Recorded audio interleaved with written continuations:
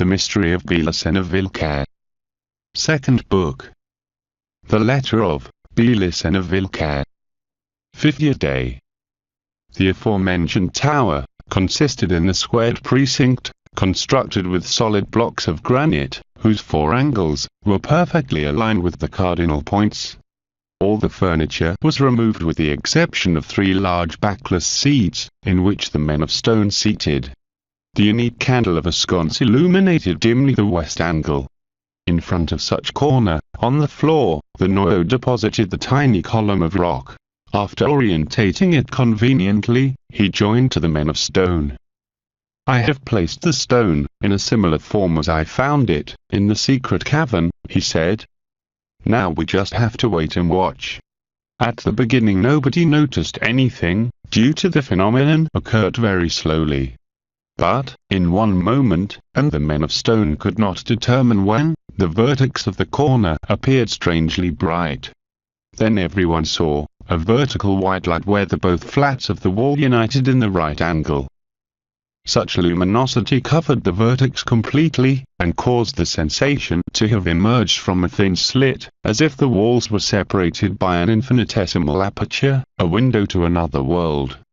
But the vertex of light was what was seen in relation to walls of the tower, because, if the vertex was aligned with the stone, the image changed suddenly, and the phenomenon acquired its most curious character.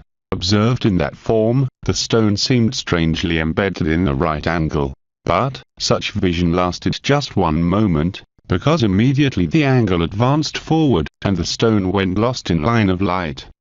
This surprised.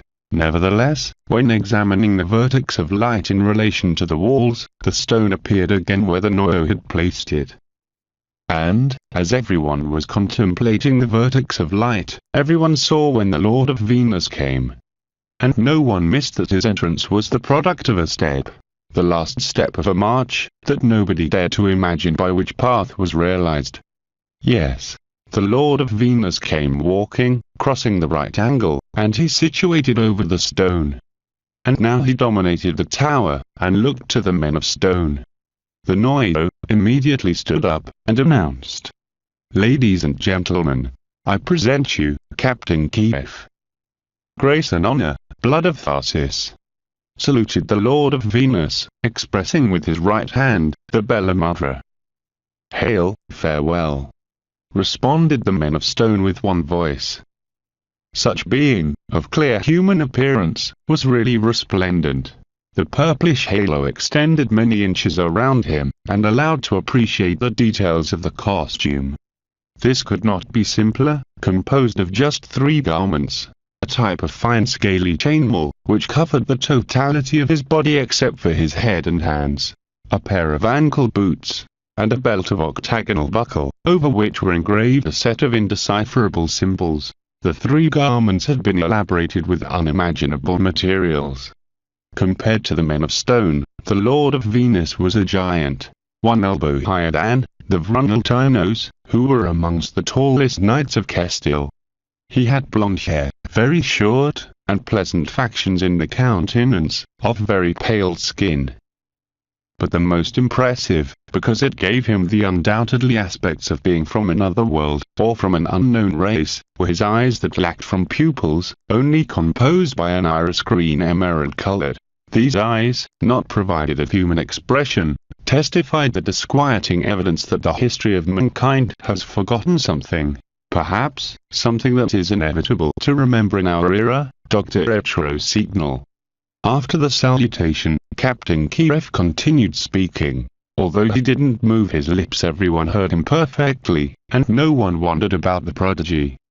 The men of stone realized immediately that with such being would not be any type of dialogue. The Lord of Venus had come to bring a message, and after its communication he would leave.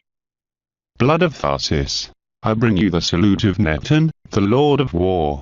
And I also bring you his word. Pay attention, open your senses, due to, the present is a unique opportunity, perhaps, unrepeatable before the final battle. Really, has been the feed with which you have started contributing to destroy the plans of the enemy what has motivated this visit. In the abode of the gods, the Lord of the war, and the lords of Venus, you have drunk the mead, with your ancestors. There, in the abode of the gods, you have won a place beside the heroes, of the Hyperborean race. And in the earth, you have conquered the right to exist, even in the midst of the major illusion of the great deceit. Is the will of Neptune, that your house exists until the day of the final battle, and that their members go along with the rows of the gods, carrying the pennant of the eternal spirit. For this reason, he has revealed by my mediation to Tirobingwidnada, his forgotten name, the key of the mystery of the labyrinth, to make that your spirit be reorientated towards the origin, and not be astray anymore. Comprehend, Lords of Tharsis, that the asleep man is only conscious of one world, of one earth, of one history, which he considers real, but that the captive spirit shares with the illusion of millions of possible worlds, of similar earths, or histories. You're awake men, but the asleep man life, unknowing it, in millions of worlds at one time. His consciousness, in sometimes remains the entire life referred to one world in particular, or, eventually, passes from one world to another without noticing it. But, the asleep men are incapable to distinguish between one world, or another, due to, the illusion is very intense, their dream is too deep. Different is the perspective of the captive spirit, which remains chained in the soul of the asleep man. For the eternal spirit, any of those worlds can be real, can be lived as real, but, all are likewise illusory. For the spirit, many of who believes that exists, and many of the things that are believed to exist, are not real, that is to say, mere illusion. For the spirit only is real, the world that itself affirms as real, only exists the man in which the spirit is manifested with better strategic orientation. Quite so, Lords of Tharsis. For the spirit, the reality depends from the strategic orientation. And the awakened man would only exist if he disposes from strategic orientation in regard to the origin. Due to, the origin is whence the spirit sees the awake man and says, "It is there, exist it." What is, then, the strategic orientation? In a given moment, simultaneously, some men awake, hither and hither, in some of the possible worlds. Is the spirit of men what evokes them, and towards which they go? Each one of those worlds is real, for the awakened man, who dwells and can perceive it. And from each of those real worlds the awakened man marches towards a point which is common to all the possible worlds, the origin of the captive spirit. In one sight is the awake man, and his captive spirit, and in other the origin, and the absolutely free spirit. What separates the awake man from the origin? A distance called labyrinth, which can only be flattened through the rooms of Neptune. The spirit awakes the asleep man. The awake man acquires the Hyperborean wisdom. The Hyperborean wisdom reveals him the rooms of Neptune. And the rooms of Neptune constitutes Tirobingwidnada, the secret of the labyrinth. With the key of the runes, the asleep man orientates himself in the labyrinth, and finds the origin, the only reality for the spirit. The necessary time to fulfill the orientation is given by the immortality of the seed of stone, which the grace of the Virgin of Agartha sows in the heart of those who searches the origin. The labyrinth is integrated by the paths of the illusion, which bifurcate in all the possible worlds. If the strategic orientation is weak, the distance between the awakened man and the origin can be quite extensive, and the time that implicates its travel analogously prolonged. Nevertheless, if the strategic orientation is strong, the awake man can be very near to the origin, and the spiritual liberation can be instantaneous. That occurs in this manner because the strategic orientation and the labyrinth are contraries. As smaller is the strategic orientation, more complex will be the labyrinth. The maximum strategic orientation, the patent origin, dissolves the illusion of the labyrinth. Moreover, if the movement is guided by the strategic orientation, the time and space of the labyrinth turns relative. The origin situates itself far on high, according to strategic attitude of the awake man. Therefore, the reality of the awake man is relative in regard to the absolute reality of the origin. The reality of the awake man depends from the strategic orientation. We have seen many awake men, each one of them in their real world, searching simultaneously the origin, each one of them with different strategic orientation. Which is then the real world, if all of them are relative real from the origin. Of all the possible worlds, real are the worlds that the spirit of the awake man affirms. Of all the real worlds, real is the world where the awake man possess the best strategic orientation, and where they sustain a triumphant strategy against the enemy of the spirit. And the reality of the worlds is affirmed by Neptune, the warlord. The lords of Venus of Cataba, from the origin, disconnected from the time and space of the labyrinth, scrutinize permanently the millions of worlds of the illusion, while they await for the last asleep men to retake the path of the spirit, and to declare the essential war against the potencies of the matter. They discovered your world, lords of Tharsis, and revealed it to Neptune. And the warlord, flattered by your feats, decided to affirm it as real. From the origin, the great At distinguished your world, saying, there it is, existed, the real world of the lords of Tharsis, who do not stop fighting for the freedom of the eternal spirit. Exists, then, a world where the asleep men are capable to wake up and face the potencies of the matter. Ha, ha, ha, and good are they. They have just won a battle. With them I will send the great chief of the white race. With the help of these wise warriors, and of those heroes who join with them, they will defeat the potencies of the matter, and will put end, in the beginning, to the essential war. Comprehend this, lords of Tharsis, and you'll know why I have come, and in what consists the grace that Neptune has dispensed when giving real existence to your world. Because, thus it is. The world where you live, and where the enemy has been recently defeated, will be the real world for the lords of Venus and Neptune, the warlord. In this world will start the final battle, when men will face, definitively against the potencies of the matter. And in this world, the world of the lords of Tharsis, shall be realized, all those who try to liberate his eternal spirit, and leave towards the origin, all the warrior, the heroes, the Hyperborean initiates, the real Gnostics, the men of stone. Here, those who search for the blood of Tharsis, and find it, in their world will settle, the spirit in the cold stone, which is in the origin, in the stone, that is sustained out from the created universe, and that will be still in the origin when the created universe won't exist anymore.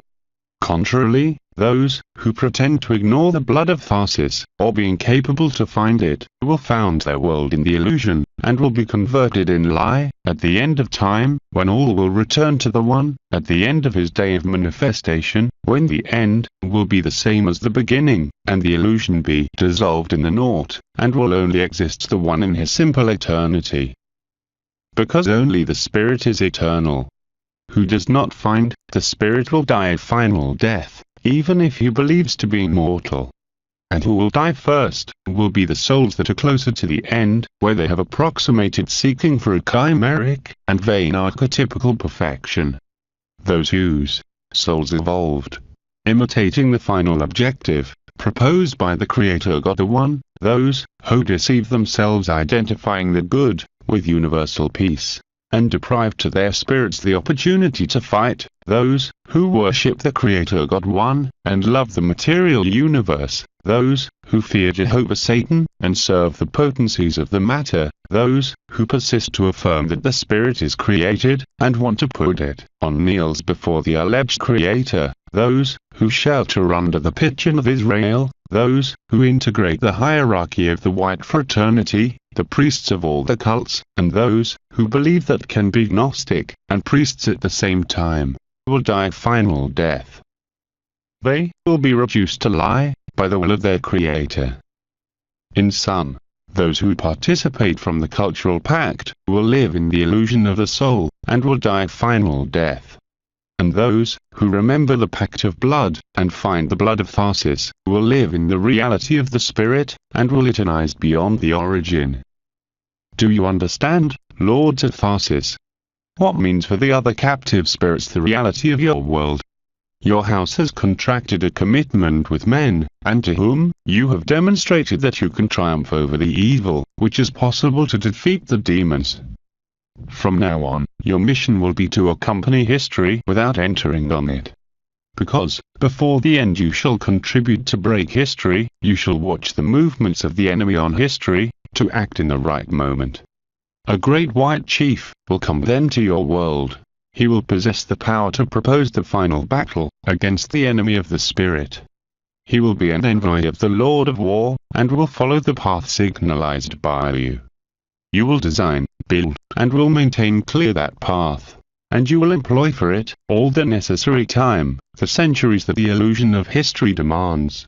The great white chief, the Lord of the Absolute will come once, twice, thrice, to your world. The first one, he will break history, but he will leave, and will cause the senseless laugh of the demons. The second, he will propose the final battle, but he will leave, in the midst of the terror roar of the demons. And the third, he will guide the race of the spirit towards the origin, but he will leave forever, leaving behind him the holocaust of fire, in which the followers of God the One will be consumed, men, souls and demons. But, who follows the envoy of the Lord of War, will be eternal. You are trying to comply with the familiar mission, and were keeping the wise sword. Now I'll give you instructions to carry out another mission, to prepare in the world the advent of envoy of the Lord of the War. It's his will to be so. But this mission could not be realized working as today. The strategy demands that the efforts be divided and only one part of you be occupied of each thing. We ask to separate once again, the penultimate. It is necessary that, in those prepared for the advent of the great white chief, intervene just the sons of Ranaldi of Tharsis. With that objective you shall move right now to your domains of Germania, where the ladies will be the head of the lineage, and will sustain the fiction of their Germanic and Catalan lineage. There, they shall stay alert until the age in which will appear a German emperor, inclined to the Hyperborean wisdom. He, with the collaboration of other persons, which in that moment will join to you, shall be, who will establish the foundations of the future order, in which the envoy will receive the highest initiation. That lineage of Tharsis, what honor you'll have. You'll be next to the great white chief, when he declares the total war against the potencies of the matter. Because the Hyperborean wisdom of that lineage, of that blood of Tharsis, will cause the first advent of the envoy of the Lord of War. The sons of Valentina de Tharsis, instead, shall return to Spain, and settle in Tux permanently. There they will dedicate to keep the wise sword, and to comply their familiar mission, until the age in which would emerge a man of stone, who will see in the stone of Venus the lithic sign of Katragar. Such image will indicate him a path that he shall follow without vacillation.